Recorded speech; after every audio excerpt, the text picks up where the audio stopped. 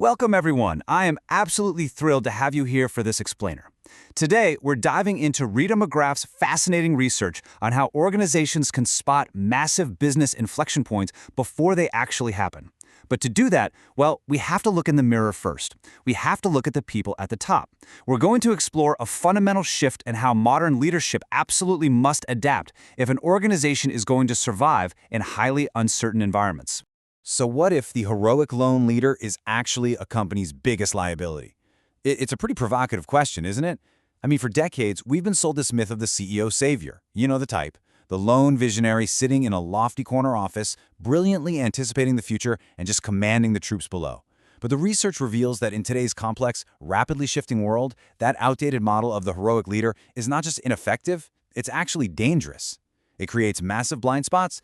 Section 1. The end of heroic leadership. Okay, let's dive into this and dismantle this old command and control myth once and for all. Think about the stark contrast between these two models. First, you have the heroic lone leader. This person acts as the ultimate designer and commander. They hoard power, and because of that, they naturally become isolated. But when an environment is complex, meaning outcomes result from unpredictable interactions, a single person literally cannot process all the variables. It's impossible. Now compare that to the required shift, the facilitator. This leader builds a web of inclusion. They push decision-making all the way out to the edges of the organization. They act as a premise setter who guides the team rather than a commander who just dictates orders. Section 2. Alignment and brutal feedback. To really understand the grit and the reality of this shift, we're going to look at the 17-year startup journey of Constant Contact and its former CEO, Gail Goodman. I just love this quote. Goodman uses this wonderfully humorous, yet completely vulnerable phrase to describe her company's grueling path before they finally reached a positive inflection point, eventually hitting over $250 million in revenue. She called it the long, slow SaaS ramp of death.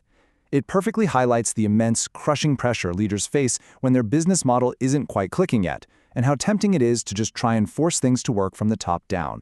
During this intense, high-pressure period, Goodman actually enlisted a facilitator for 360-degree feedback, and she had a really painful realization. She had developed this habit of making a little circular hand signal to rush people who were presenting to her. In her mind, she was just saying, "Okay, I get it, let's move faster." But the reality?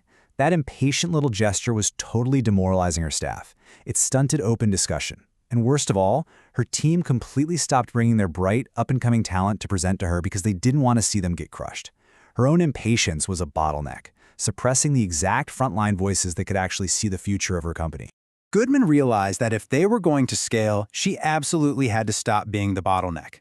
Her primary job completely shifted to keeping her executives on the exact same page through rigorous, multi-day offsites. She really focused on 3 steps: aligning on strategy, defining culture, mission, and values, and establishing priority rallying cries. By prioritizing these elements, she ensured the entire team made the hard choices together. The big takeaway here, as she pointed out, it is always better to do 2 things completely right than to do a half-assed job at 8.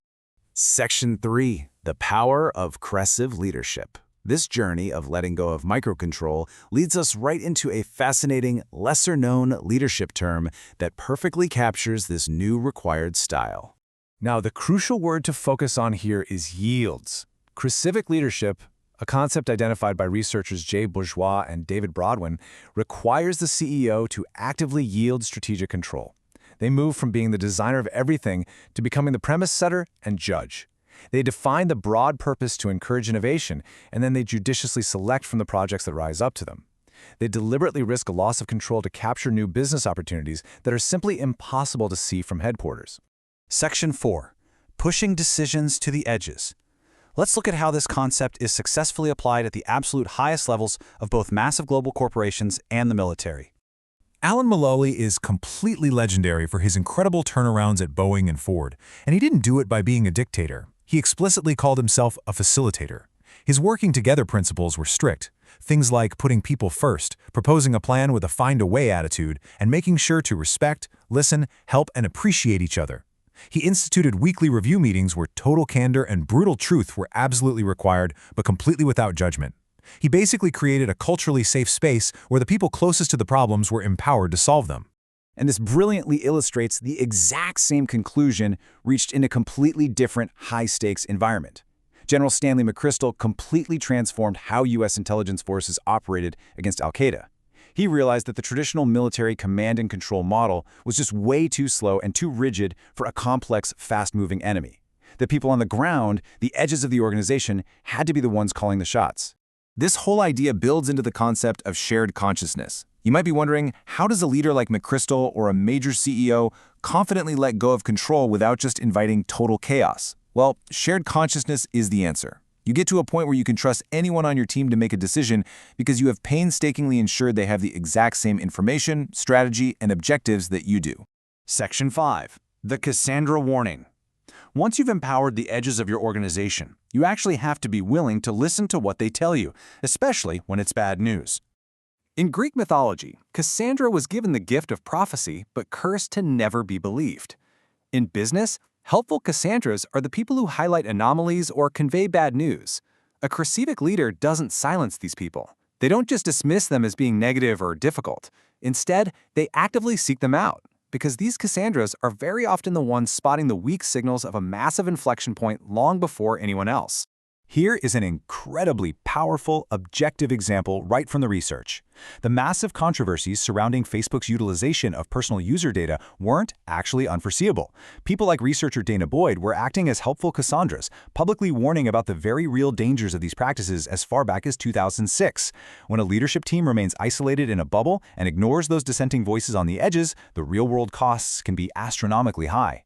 Section 6. Peacetime Trust for Wartime Crises. This brings us to a critical distinction in leadership: how you act when things are calm versus how you act when an inflection point triggers a massive crisis. We turn here to the insights of retired Brigadier General Thomas Kolditz.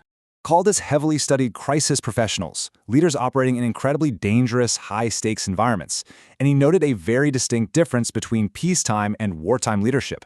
In peacetime, your job is to build trust, connect personally, and show vulnerability. Kolditz himself actually used to visit new mothers in his department at West Point during peacetime, specifically to prove he would be there for them. Why? Because when wartime hits, the rules change entirely. You have to keep people calm, focus entirely on the environment, and just execute based on the trust you've already built. So, the absolute crucial point is this: you cannot manufacture trust in the middle of a disaster. Those peacetime hospital visits Kolditz made, that was literally putting money in the bank. If you haven't built a rock-solid foundation of shared risk, candid feedback, and deep trust when the waters are calm, your team will simply not follow you when the hurricane hits. Section 7. Bottleneck or Facilitator. We have covered a lot of ground today looking at how the very nature of effective leadership has fundamentally transformed, moving away from the myth of the heroic lone leader to the absolute necessity of the connected facilitator. I want to leave you with this final, provocative thought to take away today. Look at your own daily actions. Really look in the mirror. Are you rushing presenters? Are you hoarding information? Are you suppressing the Cassandras who might be trying to warn you about the next big shift? Or are you actively building shared consciousness, pushing decisions to the edges and putting trust in the bank? Because the next major inflection point is coming. It's for sure coming. The only question is, will your leadership style allow your team to see it, or will you be the bottleneck that blinds them? Thank you so much for joining me for this explainer. Keep learning, keep adapting, and I'll see you next time.